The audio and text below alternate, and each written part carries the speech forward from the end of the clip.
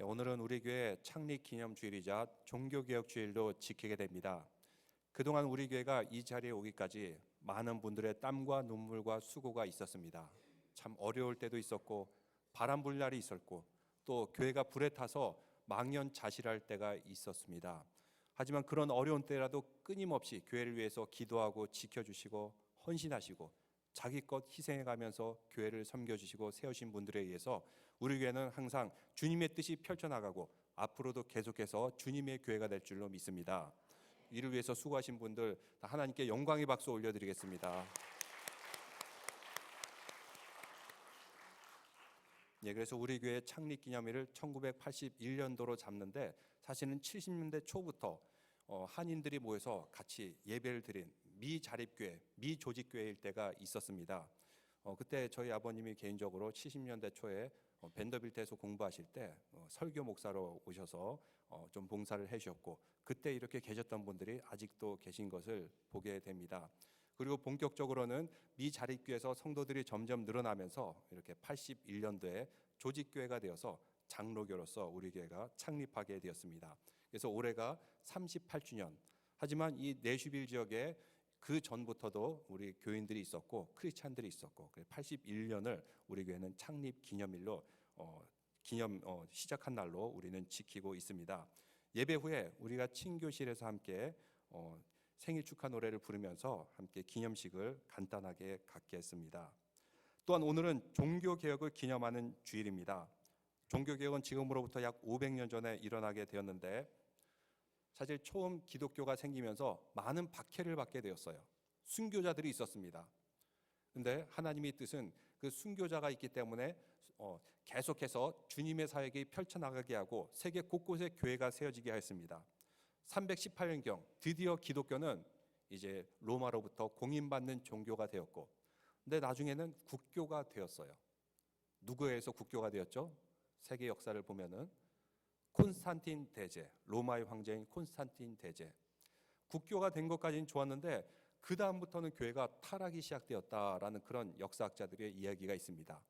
다 국가에서 알아서 성전을 지어주고 국가에서 알아서 성직자를 세우고 하다 보니까 성직자들이 점점점 타락하게 되어서 나중에는 정말 더 이상 놔두면 안 될 정도로 이 카톨릭 교회가 타락하게 되었던 것입니다. 이런 문제의식을 가지고 있던 때에 드디어 마틴 루터가 제일 처음으로 1517년에 종교개혁을 일으키게 되었습니다. 그의 종교개혁을 시작으로 다른 모든 나라들에서 그동안 품고 있던 그 종교개혁의 열망이 계속해서 불길처럼 일어나서 지금의 서유럽 지역의 종교개혁이 주로 일어나게 되었어요. 그래서 동유럽하고 서유럽하고 나오는 이유, 이 기준을 보면 일반적으로 종교개혁이 일어난 유럽이냐 아니냐에 따라서 달라지게 됩니다. 그래서 오늘날도 말할 땐 서유럽 선진국 이런 말은 하지만 동유럽 선진국 이런 말은 잘 안 쓰잖아요. 종교개혁이 일어난 지역은 선진국이 되었고 그리고 자본주의 국가가 된 것을 볼 수가 있습니다. 제가 예전에 아틀란타에 있을 때 카톨릭 성당에서 결혼식을 주례한 적이 있습니다. 왜냐하면 신랑 쪽이 저하고 8촌 되는 그런 친척이라서 아틀란타에서 결혼식을 하는데 신부 쪽이 성당에 다녀요. 참 애매한 상황이죠. 그래서 신부 측은 성당에서 해야 된다. 또 신랑 측은 교회에서 해야 된다고 생각은 했지만 신부 측 의견을 따라서 카톨릭 성당에서 드리게 되었습니다. 근데 신부님들도 똑같지 않아요. 천차만별입니다. 그냥 이렇게 모든 것을 포용하는 분이 있고 어떤 사람은 좀 배타적인 분이 있는데 마침 그 아틀란타에 있는 성당에 있는 신부님은 그래도 이렇게 좀 개방적인 그런 분이셨어요. 그래서 예식은 카톨릭으로 진행했지만 주례사는 제가 한 그런 경험이 있습니다. 카톨릭에서 저도 강대상에도 서봤는데요. 끝나고 나서 주보를 보니까 그때가 마침 종교개혁 주간이었던 것 같아요. 카톨릭 주보에 종교개혁에 대해서 써 있더라고요. 우리 교회 칼럼 나오듯이. 근데 어떤 자세로 썼나 어떤 태도를 가지고 썼나 봤더니 그냥 백과사전에서 카피했듯이 그냥 담담하게 1517년 루터가 종교개혁을 하였다 이런 내용만 쭉 기술되어 있더라고요. 이것을 잘했다 못했다 그런 평가를 안 하고 그 사건 위주로 쭉 기술한 것을 보니까 이 사람들도 이제 종교개혁이 일어난 이유는 아는구나 하는 것을 알게 되었습니다. 하나님의 섭리가 있었던 것이죠. 바로 그때를 맞춰서 마틴 루터를 비롯해서 존 칼빈, 찌빙글리 이런 종교 개혁자들이 유럽 지역에 종교 개혁을 일으키게 되었던 것입니다. 어떤 사람들은 이렇게 생각할 수가 있어요. 왜 이렇게 교파들이 많은가? 왜 이렇게 교단들이 싸우나 싶지만 사실은 이렇게 보시면 됩니다. 나무가 자라날 때 몸통만 자라나는 게 아니잖아요. 자라나면서 많은 가지들이 있고 거기에 많은 이파리들이 있고 열매를 맺어요. 수많은 가지들. 그 가지들과 이파리와 열매가 있기 때문에 새가 와서 쉴 수 있는 것입니다. 이 기독교도 그렇습니다. 원래 기본적으로는 우리는 예수 그리스도를 통해서 교회가 생겨나게 되었어요. 그런데 지역마다 문화가 틀리고 관습도 틀리고 또 생각도 좀씩 틀리다 보니까 거기에 맞게 복음이 전해지다 보니까 교단들이 많이 생겨난 것입니다. 그렇지만 우리 모두는 한 분 예수 그리스도를 우리의 구주로 삼는 그런 교회입니다. 그래서 그런 교회만이 계속해서 주님의 뜻을 펼쳐나갈 수가 있는 것입니다. 로마 카톨릭은 시간이 지나면서 점점 타락하게 되었어요. 왜? 성경 말씀을 모르니까, 또 성도들이 성경 말씀을 읽지 않으니까 점점 이상하게 변질되는데, 종교가 변질되면 우상화의 길을 걷게 됩니다. 그래서 성모 마리아 상을 만들어 놓고 여기에 와서 절하라, 기도하라, 복이 주어질 것이다. 그리고 순교자나 성자의 유골, 시신, 이것을 보관에 안치해 두고 이분은 정말 순교자의 삶을 살았던 아주 훌륭하신 분이다. 이 앞에서 절하고 기도하면은 너의 소원이 이루어질 것이다. 복을 받을 것이다. 이렇게 기독교의 신앙이 점점점 우상화되고 미신화되어 갔던 것입니다. 우상화가 생기면 그 다음부터 타락이 일어나게 됩니다. 성직자들도 타락하였고, 또 당시에 성 베드로 성당이라는 아주 굉장한 크기의 성당을 지르다 보니까 재원이 필요했어요. 그 재원을 위해서 판 것이 무엇입니까? 면죄부. 기본 상식인데 다 아시죠? 면죄부를 팔기 시작했어요. 신앙이란 이름으로 돈벌이를 했던 것입니다. 교회는 복음의 능력을 잃어버리기 시작했습니다. 이때 루터는 1517년 비텐베르크 성당 정문에 95개조의 방방문을 걸게 됩니다. 근데 루터가 원래 의도했던 것은 내가 새로운 교단을 차려야지, 그랬던 게 절대 아니에요. 그가 의도했던 것은 지금 교회가 너무나도 타락을 했다, 다시 성경의 본질로 돌아가자, 그런 의도로 방방문을 걸었던 것입니다. 근데 이것을 보고 로마 카톨릭 교황이 루터를 파면시키게 되었습니다. 그래서 당시에 종교 개혁을 한다는 것은 목숨을 거는 일이었습니다. 오늘 우리가 예배 전반부에 부르는 찬송, 바로 마틴 루터가 작사한 것입니다. 그래서 노래가 좀 특이하죠. 일종의 운동가 같죠. 목숨을 걸고 종교개혁을 운동하면서 그가 지었던 찬송이 바로 오늘 우리가 아까 부른 찬송입니다. 근데 그를 보호해주는 성주가 있었습니다. 그래서 그 성 안에서 안전하게 그는 종교개혁의 저수를 할 수 있었고 활동을 잘 마칠 수가 있었던 것입니다. 종교개혁을 하다가 순교한 많은 종교개혁가도 있었습니다. 그러면 종교개혁이 과연 오늘날 우리에게 남겨진 교훈과 유산이 무엇입니까? 먼저 첫째로, 종교개혁은 종교를 개혁하기 전에 먼저 나 자신에 대한 개혁이었습니다. 루터는 다른 교단을 개혁한다, 교황을 개혁한다, 그런 의도가 아니었습니다. 먼저 내가 하나님 앞에 철저한 바른 신앙인이 되고자 하는 것이 그의 우선순위였습니다. 그는 자신의 죄의 문제를 알았기 때문에 이 죄의 문제를 해결하려고 번민을 거듭하였어요. 수도원에 들어가서 수도에 정진하였습니다. 금욕을 하였고 고행을 하였고 자기 수행에 몰두했습니다. 수도원에 있을 때 죄가 생각날 때마다 그의 스승에게 찾아와서 고해성사를 합니다. 하루에 40번씩 찾아와요. 그 스승이 얼마나 귀찮겠습니까? 그래서 이랬다 그럽니다. 스승이, 루터야, 앞으로 죄가 있으면 한꺼번에 몰아가지고 가져오너라. 이렇게 매번 찾아오니까 내가 정말 귀찮구나. 이럴 정도로 그는 자신의 죄를 없애려고 철저하게 노력했습니다. 그런데도 인간이 죄가 없어지지 않아요. 왜 그럴까요? 왜냐하면 인간은 본질적으로 죄인이기 때문입니다. 겉으로는 죄를 안 짓더라도 속에서는 항상 죄된 생각이 올라오는 것이 인간입니다. 그는 27살에 당시 로마에 있는 스칼라 산타라는 계단에 가게 됩니다. 스칼라 산타의 그 계단은 빌라도의 관저에서 온 그 계단을 완전히 통째로 옮겨온 그 계단인데, 여기에 맨 무릎으로 올라가면은 좀 고통스럽고 피가 나고 아프지만 죄가 씻겨진다라는 그런 풍습이 있었습니다. 루터도 또한 순례자 틈에 끼어서 이 스칼라 산타를 맨 무릎으로 기어 올라가고 있었습니다. 근데 그런 고행을 해봤자 죄가 씻겨지진 않고 무릎만 아프게 했어요. 무릎만 아프고 죄는 여전히 있고. 왜 이럴까? 고민하고 있었는데 그때 성경 말씀이 떠오르게 되었습니다. 어떤 말씀일까요? 바로 오늘 우리가 읽은 말씀입니다. 저를 따라 보세요. 오직 의는 믿음으로 말미암아 살리라. 믿음으로 말미암아 살리라. 우리는 믿음으로 말미암아 살 줄로 믿습니다. 그러면 그 믿음은 무엇입니까? 무슨 믿음이에요? 예수 그리스도께서 우리를 구원해 주신다. 바로 그 믿음입니다. 우리는 죄인이기 때문에 내 스스로는 어찌해 볼 도리가 없습니다. 예를 들면 사과나무가 있어요. 그 사과나무가 아무리 배 열매를 맺고자 해도 자기는 사과이기 때문에 사과밖에 맺을 수 없는 것입니다. 우리는 근본 죄인이기 때문에 죄의 열매를 맺을 수밖에 없는 존재입니다. 사람에게 너무 기대를 하지 마세요. 사람에게 너무 소망을 갖지 마세요. 개혁한다. 여러분 많이 얘기를 듣죠. 근데 이제 개혁이란 말을 잘 안 써요. 왜 그럴까요? 개혁한다고 나섰던 사람들이 알고 보니까 더 타락했고 더 부패했기 때문에 개혁이란 말을 쓰는 것 자체가 벌써 이제는 저 사람 이상하군 이렇게 바라보는 그런 시대가 되었습니다. 왜요? 인간은 죄인이기 때문에 개혁을 할 수가 없어요. 그럼 어떻게 해야 됩니까? 나 스스로를 개혁해야 됩니다. 나 스스로의 죄 문제를 해결해야 되는데 아무리 공로를 쌓고 고행을 해도 해결되지가 않아요. 누가 해결해 줄 수 있습니까?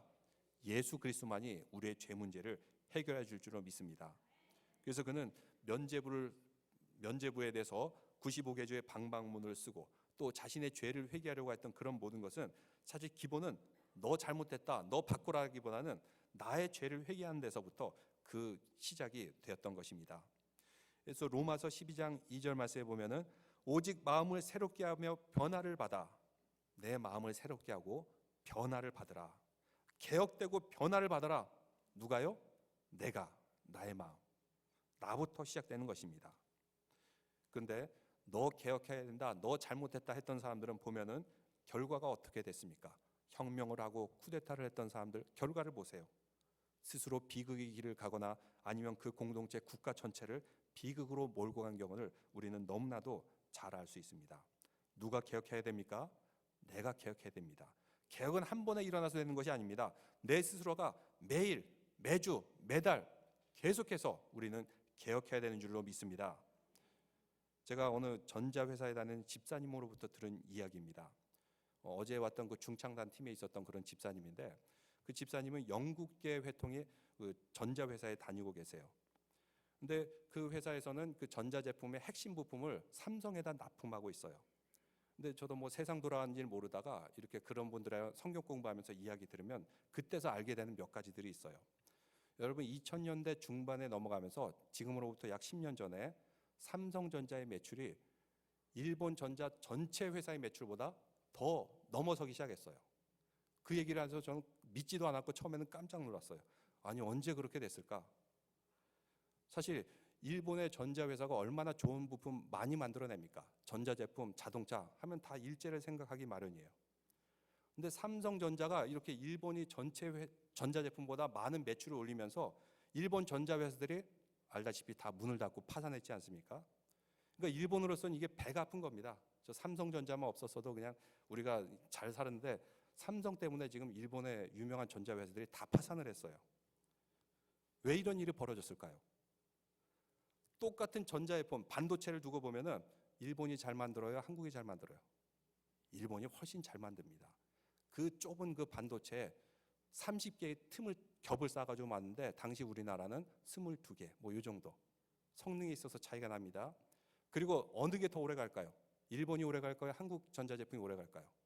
일본 게 훨씬 오래 갑니다. 20년, 30년 막 가요. 근데 한국은 몇 년 못 가면 고장이 나버려요.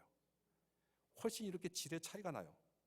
일본은 우리가 잘 알다시피 장인 정신을 가지고 10년, 20년 그냥 치밀한 준비를 해서 드디어 하나를 만들어내요. 그래서 굉장히 뛰어난 제품을 만들어냅니다. 근데 한국은 얼마 만에 계획을 세운지 압니까? 사실 계획이 없어요.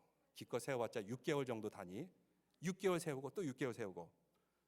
근데 이게 웃을 일이 아니에요. 알다시피 전자제품 그 회사가 얼마나 빨리 변합니까? 이제 10년 전만 해도 1년에 한 번씩 새로운 제품이 나와야 돼요. 그래서 새로운 제품이 나오면 거기에 소프트웨어도 틀려지고 요구하는 조건들이 틀려지니까 거기에 맞는 것을 반도체를 만들고 부품을 만들고 이거를 만들어 가지고 미국의 IBM이나 이런 데다 공급을 해줘야 돼요. 근데 일본 회사는 장인 정신으로 10년에 한 번씩 바뀔 정도로 최고의 제품을 만들었는데 빨리빨리 바뀌는 거를 변하지 못하는 겁니다. 근데 삼성은 어때요? 우리나라 회사들은 6개월 단위로 바뀌기 때문에 그 IBM이나 이런 회사들이 요구한 거를 금방금방 바꿔서 이렇게 주는 것입니다. 그런데도 일본은 우리가 만든 제품이 최고인데 세계 최고인데 하면서 10년 계획 단위로 해가지고 바꾸질 않는 겁니다. 근데 삼성은 6개월 단위로 1년 단위로 계속해서 이런 회사들이 요구하는 반도체를 만들고 부품을 만들어서 주니까 당연하게 삼성 제품을 쓰게 됐죠. 그러다 보니 몇 년 지나니까 어느새 일본의 회사들이 파산을 하고 문을 닫는 이런 일들이 생기게 되었던 것입니다. 시대의 흐름, 그 변화. 몇십 년 전만 해도 워크맨, 이거 뭐 일본계 최고였죠. 근데 워크맨이 싹 사라졌어요. 무엇이 대체했죠? MP3가 대체를 했어요. 근데 지금은 MP3를 찾아볼 수도 없어요. 이렇게 환경이 빨리 변하는 것입니다. 이제 한국의 회사들은 빨리빨리 그 정신이 있어가지고 6개월마다, 요즘은 6개월마다 신제품이 나타나죠. 이렇게 6개월마다 빨리빨리 그 상황에 맞게, 그 트렌드에 맞게 변화를 하다 보니까 살아남은 거고, 그러지 못하는 그 일본 회사, 전자회사들은 다 망한 것을 보게 됩니다. 근데 아직도 핵심 부품은 일본에서 써야 될 만큼 일본이 기술은 최고를 가지고 있는 것을 볼 수가 있어요. 근데 우리 자신도 그렇습니다. 우리 교회도 그렇고 지금 상황이 시시각각으로 변합니다. 이 내슈빌도 변하고 있죠. 뭔가 트렌드가 변하고 있어요. 인구 구조도 변하고 있고 세대도 변하고 있고 이런 변화에 빨리빨리 맞춰가지 않으면 교회도 금방 도태될 수밖에 없다는 것입니다. 먼저 우리 개인도 그렇습니다. 우리 개인도 세속화의 물결에 살면서 새로운 제품이 만들어지고 새로운 유전자가 발전하고 또 새로운 뭔가 제도가 생겨나면서 세속화가 이 물결에 우리를 끊임없이 덮으려고 합니다. 근데 우리가 그때마다 성경으로 돌아가서 매일매일 또 이렇게 주일날 우리가 회개하면서 스스로 개혁하고 변하지 않으면 어느새 세속의 물결 가운데 던져져서 교회인지 세속인지 또 내가 신앙인지 신앙인이 아닌지 세속의 물결에 휩쓸려 갈 수밖에 없다는 것입니다. 그래서 우리는 매일같이 개혁하시기를 바랍니다. 매일같이 회개하는 것입니다. 매일같이 변하는 것입니다. 무엇으로요? 말씀으로 변하고 예수 그리스도의 십자가로 변하는 믿음의 성도들 되시기를 주님의 이름으로 축원합니다. 예전에 한국의 교육방송에 내 아이가 달라졌어요 라는 그런 유명한 교육방송 프로가 있었습니다. 거기에 보면은 아이들이 포악한 아이들이 있고 버릇없는 아이들이 있고 아주 질이 안 좋은 그런 아이들이 있어요. 이런 아이들을 어떻게 바뀌었으면 좋을까 해가지고 부모가 아이들을 데리고 그런 아이를 데리고 상담가를 만나게 됩니다. 상담가가 먼저 아이들의 문제점을 짚어봅니다. 그리고 나서 하는 것이 무엇이냐면 부모를 상담을 해요. 부모를 상담하고 봤더니 부모가 아이에게 하는 언어 사용 그리고 버릇, 습관 이런 것들이 뭔가 잘못됐다는 것을 지적을 해줍니다. 그럼 그 부모가 이제 아이들에게 대하던 행동, 방식, 감정, 태도, 언어 이런 것이 바뀌면 아이들이 자동적으로 변화되었다라는 것이 그 프로의 중심입니다. 그래서 내 아이가 달라졌어요 이전에 부모가 달라졌어요. 부모가 달라져야지 자녀들도 달라질 줄로 믿습니다. 부부관계도 그렇습니다. 부부 세미나를 하면 처음 신혼 때 부부 세미나를 합니다. 그러면서 당신의 배우자의 장점을 쓰세요 하면 뭐 이렇게 조목조목 많이 씁니다. 그러면 당신의 배우자의 단점을 쓰세요 하면은 쓸 거 없다 하면서 넘어가요. 2, 3년이 지났습니다. 또 부부 세미나를 하게 됩니다. 어떻게 될까요? 당신의 배우자의 장점을 쓰세요 하면은 쓸 거 없다 그러고 단점을 쓰세요 하면 계속 써내려가면서 하늘 풀듯이 몇 페이지고 써내려가는 거. 누가 변해야 될까요? 내가 변해야 될 줄로 믿습니다. 내가 변해야지 가정이 바뀌고 공동체가 좋아집니다.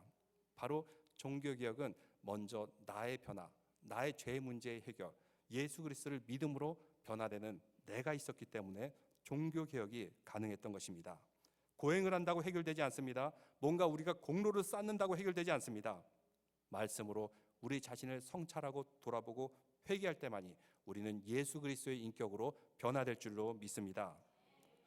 이러한 종교개혁과 그 방향의 변화는 개혁의 변화는 성경으로 다시 돌아가는 것이었습니다.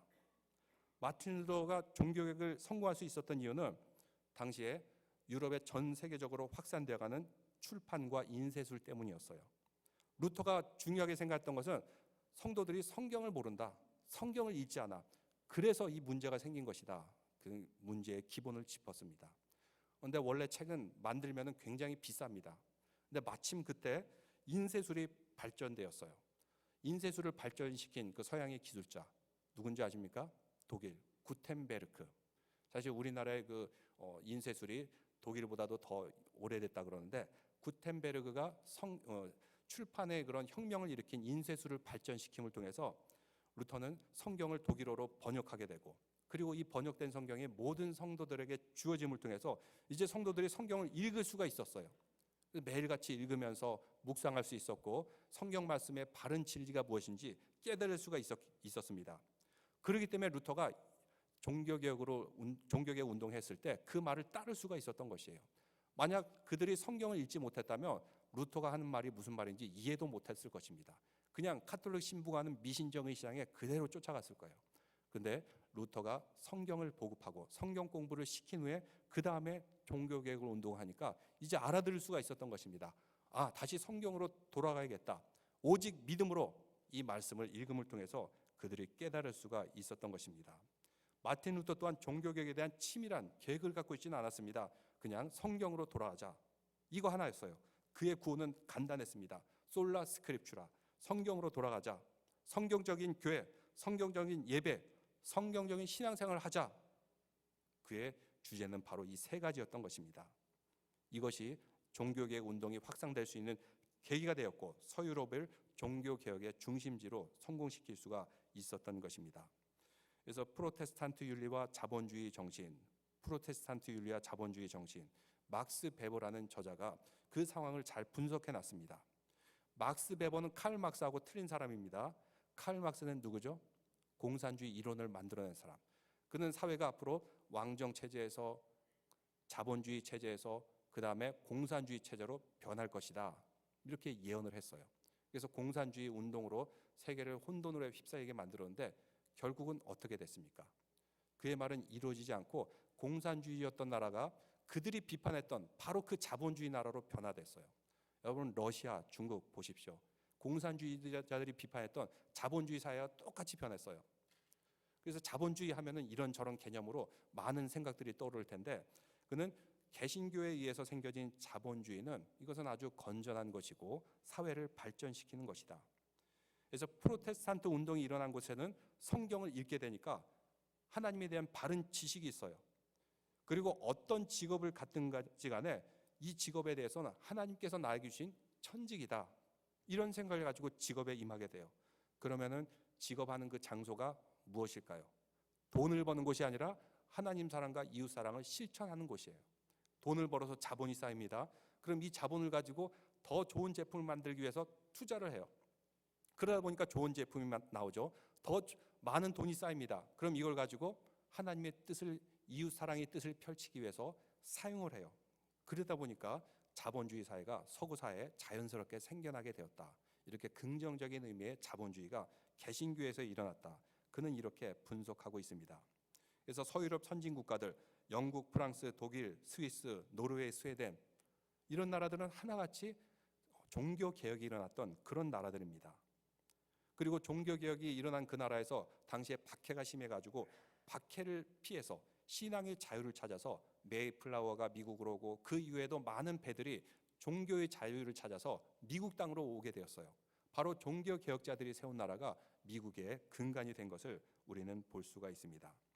그래서 미국의 대표적인 부자 하면 누가 떠오릅니까? 빌 게이츠, 워렌 버핏. 또 이 사람들의 가장 큰 특징은 자선 사업을 세계에서 가장 크게 하는 사람들이에요.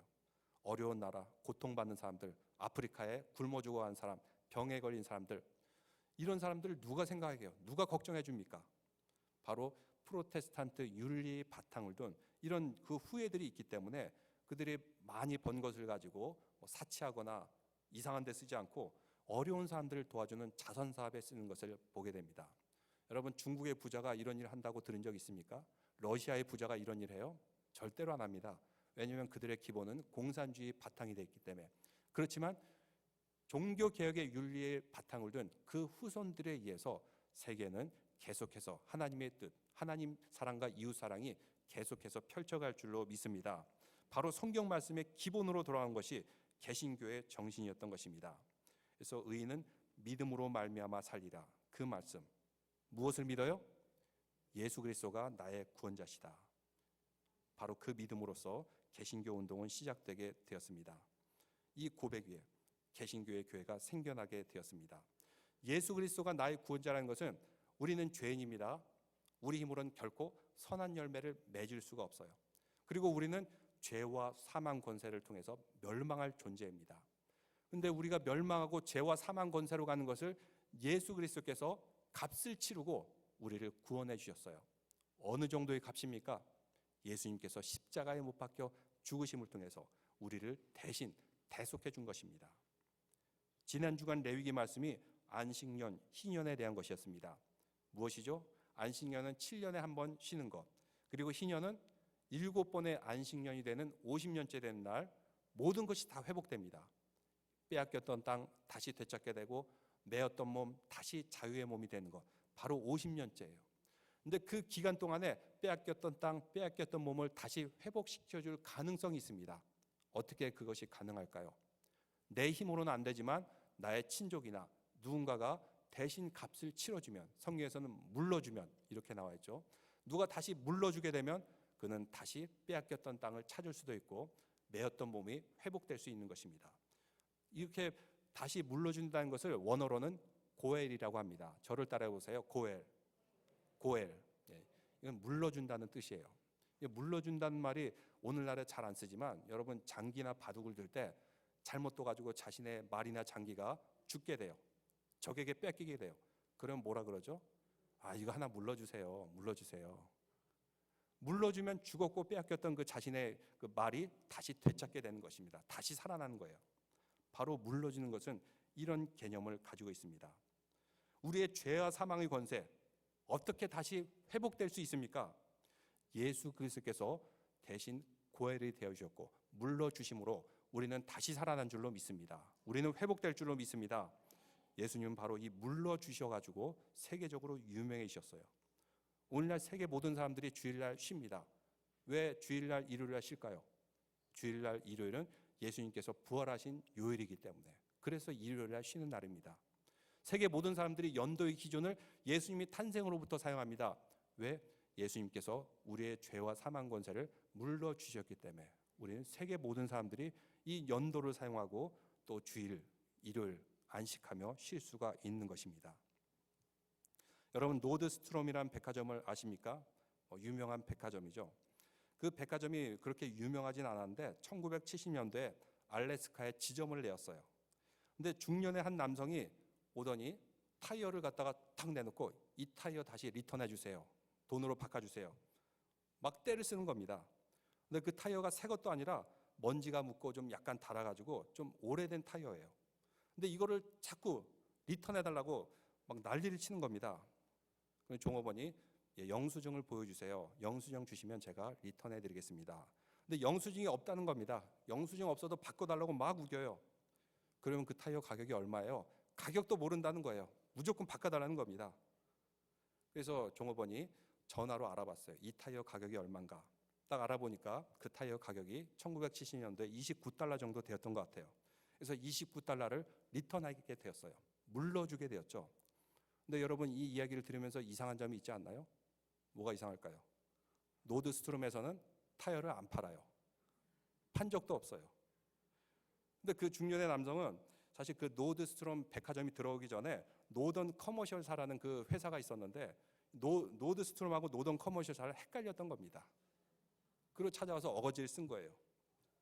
근데 판매사원은 그 시골 할아버지의 그 시골 중년 남성의 그 상황을 알고 그냥 타이어 값을 29달러 물어준 거예요. 근데 이것이 미국 전역에 막 소문이 났어요. 야, 노드스트롬은 참 직원이 친절하고 이렇게 서비스 정신이 투철하구나. 인간미가 있는 회사구나. 29달러 물러준 것 때문에 노드스트롬이 굉장히 유명해진 이 스토리. 많이 알려진 스토리라 그런데 여러분 한번 들어보셨나요? 네. $29를 물러줘도 이렇게 유명해집니다. 근데 예수 그리스도께서는 우리의 죄와 사망 권세를 온전하게 물러주셨습니다. 바로 그래서 예수님께서 유명해지신 것입니다. 그 값은 우리가 매길 수가 없습니다. 값으로 따질 수 없는 그 가치, 그 믿음으로 우리는 살리라. 모두가 살아날 줄을 믿습니다. 루터는 이 말씀 붙들고 종교개혁을 하게 되었습니다. 종교개혁은 우리의 고엘 되시는 예수 그리스도께로 다시 돌아가는 운동이었습니다. 그거 하나였어요. 그 믿음, 그 단순하고 순전한 복음이 종교개혁을 성공적으로 이끌어내게 되었습니다. 그 단순한 복음이 서구 유럽 사회를 변화시키고 결론은 세계를 변화시키게 되었습니다. 그 신앙의 유산은 아직도 계속 진행 중에 있습니다. 여러분, 우리가 장로교단인데 장로교의 조상은 누구입니까? 루터는 사실 루터 교단의 종교개혁자의 시조예요. 근데 장로교단의 시작은 같은 시기에 살았던 존 칼빈에 의해서 시작되었습니다. 근데 존 칼빈은 스트라스부르크 지역의 사람인데 스위스에서 종교개혁을 하고자 했어요. 근데 스위스가 오늘날하고 전혀 다른 나라인데 당시는 자원도 없고 국토도 좁고 뭐 농경지도 많지 않다 보니까 그 스위스에 있는 사람들은 돈을 어떻게 벌었을까요? 고등학교 교과서에도 나오는데 다른 나라의 용병으로 가서 그 돈을 가지고 살았던 그런 사람들입니다. 근데 용병들이 다른 나라에서 전쟁을 하고 집에 돌아왔어요. 고향에 돌아오면 무엇을 할까요? 언제 죽을지 모르기 때문에 유흥비로 다 써버리는 것입니다. 그래서 스위스의 지역은 유흥업소가 많은 걸로 유명했던 곳이에요. 근데 존 칼빈이 거기 가서 종교개혁을 하겠다고 했던 것입니다. 일종의 라스베가스에 가서 교회를 하겠다는 것이나 마찬가지예요. 근데 그 유흥업소의 그 업주들이 다 단합을 해가지고 결국 존 칼빈을 추방하게 됩니다. 추방했는데 존 칼빈은 몸도 안 좋고 뭐 폐도 안 좋고 뭐 여러 가지 위도 안 좋고 몸이 완전히 안 좋은 상태였어요. 근데 어느 날 그 윌리엄 파렐이라는 그 종교개혁가가 존 칼빈을 찾아오게 됩니다. 그는 수많은 죽을 고비를 넘긴 그런 종교개혁가입니다. 나와 같이 스위스에 가서 다시 종교개혁을 하자는 것입니다. 근데 존 칼빈이 한번 실패한 경험이 있기 때문에 나는 못 가겠다. 나는 몸도 안 좋고 더 이상 할 수 있는 능력이 안 된다. 윌리엄 파렐이 계속해서 넌 나랑 가야 된다. 종교개혁을 해야 된다. 이래도 말을 안 듣니까 막 저주를 퍼붓습니다. 너 지금 종교개혁을 안 하면 하나님의 심판이 임할 것이다. 너 성경에 요나 알지? 요나가 물고기 뱃속에 들어간 것처럼 말 안 듣다가 물고기 뱃속에 들어간 것처럼 너도 그렇게 심판을 받을 것이다. 막 저주를 퍼부었어요. 근데 이 말을 듣고 존 칼빈이 겁을 먹었어요. 그 다음 잠을 못 잘 정도로 야, 내가 하나님 말씀 듣지 않다간 내가 정말 큰일 나겠구나. 심판받겠구나. 그래서 그의 말을 듣고 스위스의 제네바로 가서 종교개혁을 하게 됩니다. 그의 종교개혁은 이번에는 아주 성공적으로 진행되게 되어서 스위스 지역 그리고 유럽 지역에 장로교의 시초를 만든 그런 종교개혁 운동을 하게 되었던 것을 역사를 통해서 볼 수가 있습니다. 오늘날 스위스 제네바는 어떤 도시입니까? 세계 평화 국제회의 하면 제네바가 머리에 떠오를 것입니다. 세계 최고의 도시 하면 제네바가 머리에 떠오를 것입니다. 종교개혁은 소망 없는 그 땅을 하나님이 소망으로 채운 것을 오늘 우리는 볼 수가 있습니다. 2차 대전 후에 독일이 동독과 서독으로 나누어지게 되었습니다. 1950년도에 갑자기 동독 베를린에서 장벽이 세워지기 시작했습니다. 이제 동독과 서독이 자유롭게 왕래할 수 없다라는 그런 소문이 돌기 시작했습니다. 그러자 동독에 있는 많은 사람들이 서독으로 넘어왔습니다. 약 270만 명의 사람이 동독에서 서독으로 넘어왔어요. 왜? 장벽이 생기면 이제 교류가 단절이 되니까. 근데 반대로 서독에서 동독으로 넘어간 그런 목회자들이 있었습니다. 루터 교단에서 동독에 교회가 없다, 목회자가 없다, 너희들이 글로 가라 이렇게 파송을 했는데 이것에 순종해서 서독에서 자유의 땅 서독에서 공산주의 땅 동독으로 넘어간 그런 목회자들이 있었습니다. 당시에 호르스트 카스너라는 목사는 생후 6주 된 딸을 데리고 부부가 동독으로 넘어가서 목회하게 되었어요. 얼마 지나지 않아서 장벽이 생기게 됩니다. 이제 더 이상 동독과 서독은 교류할 수 없는 그런 상태가 되었어요. 그런데 동독도 기독교 뿌리가 있는 도시이기 때문에 교회만은 건들질 않았어요. 그렇지만 당시에 공산주의 그 경찰들이 교회를 이모저모로 해서 계속해서 파괴하려고 했던 그런 시도가 있었습니다. 이런 핍박에도 불구하고 카스너 목사는 끝까지 그곳에 남아서 교회를 지켰고 또 거기서 목회를 하게 되었습니다. 1981년 독일에 통독되게 되었습니다. 그때 카스너 목사의 그 육주된 딸은 자라서 정치계에 입문하게 됩니다. 그녀는 2005년부터 통일 독일의 3차례 총리를 지내게 됐어요. 왜 그녀가 총리를 지낼 수 있었냐면 동독과 서독을 서로 다 이해하고 그리고 융합할 수 있는 능력이 있었기 때문에 그녀는 3번이나 총리를 연임하게 됩니다. 유럽연합에 가장 앞서가는 독일을 이끄는 지도자, 철의 여인 누구입니까? 앙겔라 마르켈. 아직도 총리를 하고 계신데 바로 그녀가 동독에서 자라난 그런 여인입니다. 아버지는 루터 교단의 목사. 이렇게 루터 종교개혁 정신으로 공산주의 동독을 조용하게 지킨 그 목사님들에 의해서 독일 통일의 기반이 마련되었고 그 후예들이 통일 독일을 이끌어가는 지도자가 된 것을 볼 수 있습니다. 그녀는 이렇게 회고합니다. 교회는 기독교 신앙이 제 삶의 모든 것이 되도록 만들었습니다. 하나님의 말씀을 항상 어머니의 젖처럼 먹고 살았습니다. 메르켈은 이렇게 회고하고 고백하고 있습니다. 이렇게 종교개혁의 정신은 오늘날 서유럽 사회를 변화시켰고 그 종교개혁의 후손들 바로 오늘날에도 계속해서 세상을 변화시키는 사역을 감당하게 됩니다. 개혁이 무엇입니까? 먼저 나부터 회개하고 변하는 것입니다. 그 종교개혁의 유산, 헤리티지를 이어받은 우리는 오직 믿음으로, 예수 그리스도를 믿음으로 예수 그리스도의 삶을 살아서 성경의 본질, 그 목적으로 다시 돌아오시기를 바랍니다. 내가 죄인임을 고백하고 항상 내 스스로를 개혁해 나가고 하나님 말씀 그 뜻에 따라 살 때 주님 뜻하는 곳에 나 있기를 원하는 성도들 되시길 바랍니다. 주님의 말씀을 실천하는 성도들이 되시기를 주님의 이름으로 축원합니다. 다 함께 자리에서 일어나신 후에 찬양 드리겠습니다. 주님 말씀하시며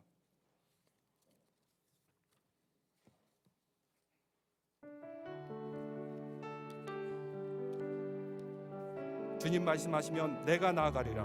주님의 뜻 아니면 내가 멈춰서리라. 고백으로 항상 전진하고 승리하고 개혁하는 믿음의 성도들 되시기를 바랍니다. 주님 말씀하시면 내가 나아가리라. 주님 뜻이 아니면 내가 멈춰서리라.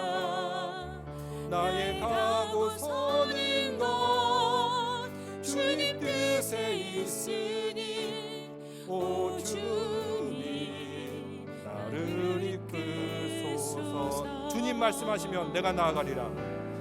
주님 말씀하시면 내가 나아가리라. 주님 뜻이 아니면 내가 멈춰서리라. 나의 가고 서는 것 주님 뜻에 있으니 오 주님 나를 이끌소서. 두 손 들고 축복하겠습니다. 뜻하신 그곳에 나 있기 원합니다. 이끄시는 대로 순종하며 살리니 연약한 내 영혼 통하여 일하소서.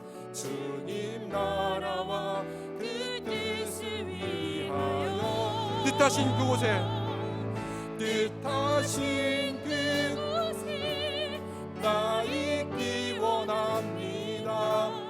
이끄시는 대로 순종하며 살리니 연약한 내 영혼 통하여 일하소서. 주님 나라와 그 뜻을 위하여 오 주님 나를 이끌소서. 오 주님 나를 이끌소서. 오 주님 나를 이끌소서. 이 시간 함께 우리가 기도드리겠습니다. 오직 주님의 말씀이 우리의 삶을 변화시켜 주시고 또 우리가 믿음으로 말미암아 살리라. 죽을 죄인이지만 주님 예수 그리스도의 고엘 되시고 물러주심으로 우리의 새 생명 회복됨을 고백하며 주님의 말씀 따라 살게 해달라고, 주님의 말씀이 우리를 감동시키고 변화시키게 해달라고 다 함께 주여 부르시며 기도드리겠습니다. 주여, 이 시간 우리와 함께하여 주심을 통해서 우리가 말씀으로 변화를 받고자 합니다. 우리의 마음이 주님의 말씀과 성령의 감동으로 항상 새로워지게 하여 주시옵소서. 그 말씀이 우리 삶을 소성케 하여 주옵시고 우리가 주님의 십자가를 바라봄을 통해서 우리의 모든 죄가 해결되고 우리의 죄가 주님 앞에 가지고 나올 때 주님께서 도말하시고 예수 그리스도의 십자가의 피값으로 우리의 죄를 회복시켜 줄 줄 믿사옵나이다. 우리의 인생을 회복시켜 주시고 우리의 가정을 회복시켜 주시고 우리의 공동체를 주님의 말씀으로 다시 한번 온전하게 회복시켜 주시옵소서. 주님의 말씀 뜻에 따라 살 수 있도록 하시고 주님의 말씀이 멈춰서 할 때 멈춰서고 주님의 말씀이 가라할 때 갈 수 있는 지혜와 능력을 허락하여 주시옵소서. 우리를 감동시켜 줄 줄 믿사오며 우리 삶을 온전하게 변화시킬 때마다 말씀과 기도가 우리의 삶을 충만히 채우게 하여 주시옵소서. 우리의 인생을 변화시켜 주시고 우리의 공동체와 우리의 세상을 주님의 말씀 따라 계속해서 변화되게 하여 주시옵소서. 우리 개신교 정신의 윤리가 이 땅에도 계속해서 이루어지게 하시고 우리의 일터와 직장이 주님의 개신교의 윤리에 따라 움직일 수 있도록 주님께서 운영할 수 있는 믿음의 성도들 되게 하여 주시옵소서. 주님 순종하는 성도들에게 주님께서 항상 동행하여 주시고 그 말씀 따라 사는 성도들에게 주님께서 힘과 용기와 능력을 부으시고 그의 삶과 그의 가정과 그의 모든 것이 주님 안에서 온전하게 다 회복되게 하여 주시옵소서. 그의 뜻을 위하여 살게 하여 주시옵소서. 거룩하신 하나님 아버지, 교회 창립 기념주일이자 종교개혁주일로 지키게 됩니다. 주님, 이 땅에 교회를 허락하신 것 주님의 뜻이 있는 줄로 믿사옵나이다. 오직 말씀에 순종하고 말씀과 기도로 온전하게 회복되는 우리 믿음의 성도들 되게 하여 주시옵소서. 우리 한 사람 한 사람이 세상에 나갔을 때는 주님 종교개혁자들과 같이 우리에게 주어진 일터와 직장 가운데 하나님 사랑과 이웃 사랑을 실천할 수 있도록 하시고 주님의 뜻이 우리를 통해서 계속해서 이루어져 나가게 하여 주시옵소서. 말씀을 순종하고 말씀을 바라보는 성도들에게 그 모든 어두운 것들을 다 물러가게 하여 주옵시고 온전하게 믿음과 신앙이 회복되고 그의 삶이 회복되고 가정이 회복되고 우리의 공동체가 회복되게 인도하여 주시옵소서. 예수 그리스도 이름으로 기도드리옵나이다. 아멘. 다 함께 자리에 앉겠습니다.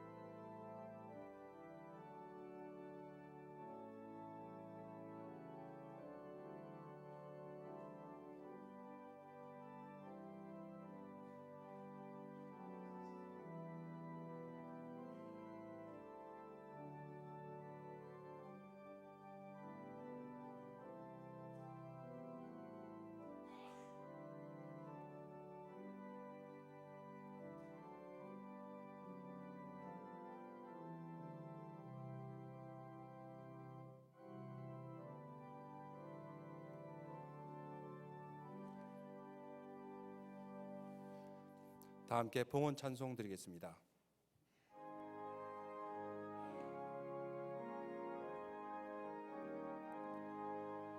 진리와 생명 되신 주 이 몸을 바치옵니다. 믿음과 소망 사랑에 한 마음 되게 하소서. 아멘.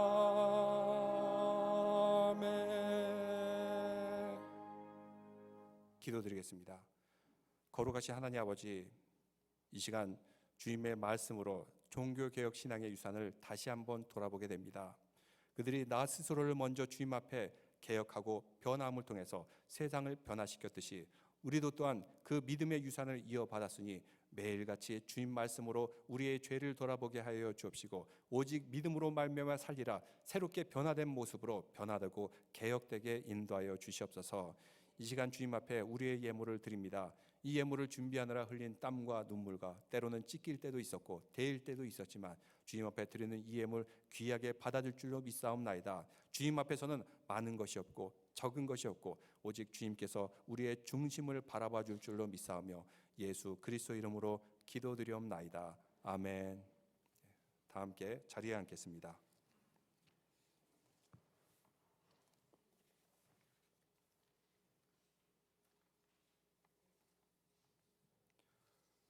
오늘 종교개혁주일이자 우리 교회 창립 기념주일로 지키게 됩니다. 그래서 오늘 식사는 장로회에서 식사를 준비하고 대접하십니다. 그 섬김의 손길 감사드립니다.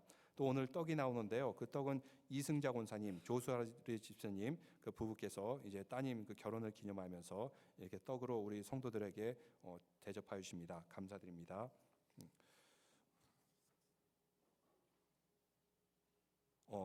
김진원 집사님 찬양제 광고 준비되십니까? 예, 먼저 이렇게 하시죠. 이렇게. 또 음악이 나오네요. 예.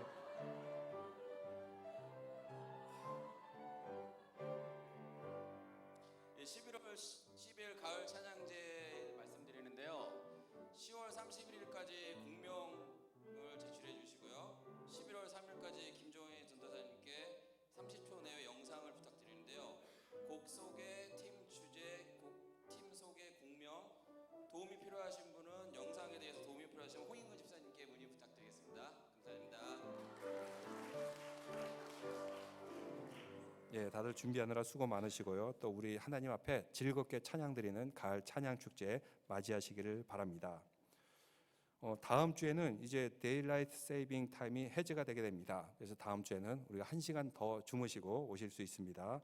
여러분 기억해 주시고요. 또 지난 38년간 우리 교회를 지켜 주시고 인도해 주신 하나님께 감사드립니다. 또 창립 기념주일을 맞아요 친교로 섬겨주신 우리 장로회 다시 한번 감사드리고요. 또 지난 주간에 페런트 나잇 아웃 있었고 또 가을 음악의 밤을 위해서 수고하시고서 섬겨주신 분들이 계십니다. 감사드립니다. 모두가 하나님께 기쁨과 또 영광으로 보낸 한 주간이었습니다.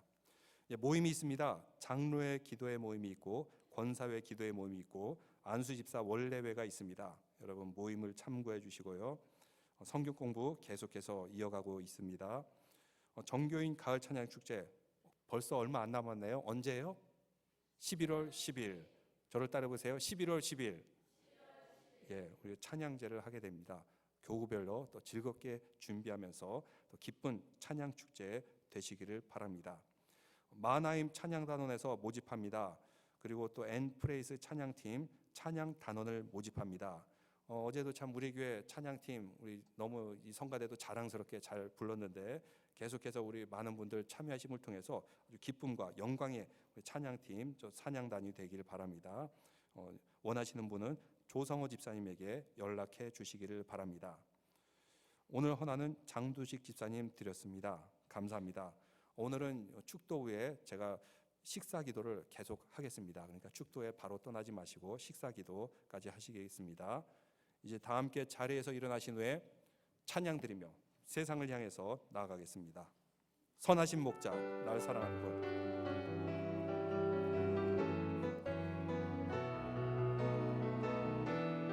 함께 박수 치며 찬양 드리겠습니다. 선하신 목자 날 사랑하는 분 주 인도하는 곳 따라가리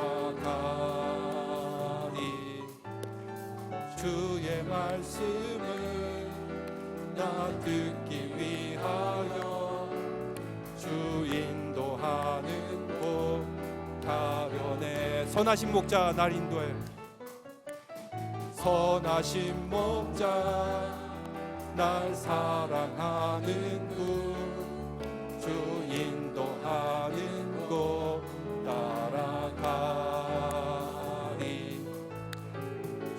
주의 말씀을